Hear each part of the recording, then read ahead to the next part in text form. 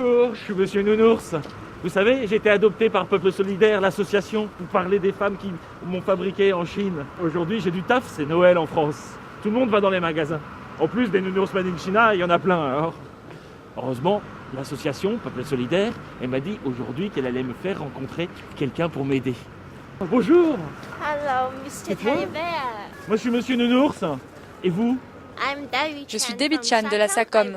C'est une organisation de défense des droits des travailleurs qui est basée à Hong Kong. Notre organisation mène des enquêtes dans des usines de fabrication de jouets en Chine. Ah, c'est intéressant. Tu sais, moi j'ai été fabriqué dans la province de Guangdong. Peut-être que tu connais l'usine où j'ai été fabriqué. Yes, I know. C'est vrai? Dis-moi comment elles vont les ouvrières. Ça fait longtemps que j'ai pas eu de nouvelles. Oh, but I'm sorry to tell that the toy Je suis désolée de t'apprendre que malheureusement les ouvrières ne vont pas fort. Elles viennent de traverser une période très difficile. C'était l'été et elles ont fabriqué les jouets pour Noël. Elles ont travaillé des heures et des heures, parfois jusqu'à 13 heures par jour. Des fois, elles sont même obligées de rester jusqu'à minuit, tu sais, quand ce n'est pas 4 heures du matin. Et pour tout ce travail, elles ne sont que très peu payées.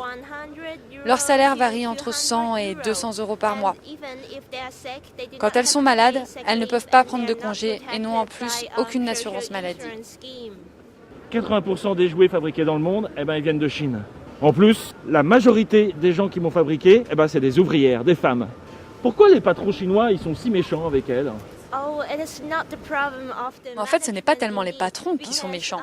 Ce ne sont pas vraiment eux les premiers responsables. Les grandes marques comme Disney, Mattel, Lego ont des exigences vis-à-vis de leurs fournisseurs qui ne sont pas tenables. Ils leur imposent par exemple des délais de livraison beaucoup trop courts et des prix de commande beaucoup trop bas.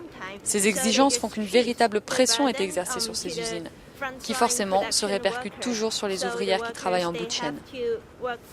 Et c'est pour ça que les femmes qui t'ont fabriqué travaillent autant pour des salaires de misère, qui ne leur permettent pas de vivre décemment. Tu sais, il paraît qu'il y a une fédération internationale du jouet qui rassemble toutes les entreprises du jouet du monde entier. Et cette fédération, normalement, elle doit regarder si les ouvrières, celles qui m'ont fabriqué, sont malheureuses ou comment sont fabriqués les jouets. Je connais cette fédération, mais son existence ne permet pas d'améliorer les conditions de travail des ouvrières. Au lieu d'interpeller les entreprises comme Disney, elle ne contrôle que les fournisseurs. Et encore, ces contrôles ne sont pas efficaces. Mon organisation, la SACOM et Peuple Solidaire, ont déjà montré à plusieurs reprises toutes les limites des audits qui sont effectués par la Fédération internationale des industries du jouet. Bien souvent, la direction des usines est prévenue à l'avance et en profite donc pour préparer les travailleurs à répondre correctement aux questions qui sont posées par les auditeurs. Mais qu'est-ce qu'on peut faire alors? Tu sais, en France en ce moment c'est Noël et même peut-être le Père Noël il serait pas content. Qu'est-ce qu'on peut faire, Debbie? Les consommateurs et les citoyens peuvent agir pour améliorer les conditions de travail dans l'industrie du jouet en Chine.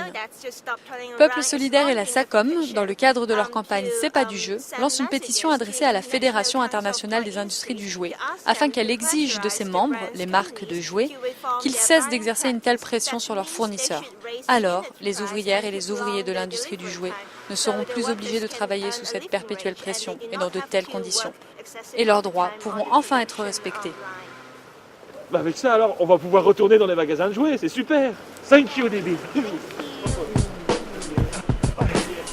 Pour des jouets fabriqués dans des conditions décentes, demandez aux industriels d'agir maintenant. Signez la pétition adressée à la Fédération internationale des industries du jouet.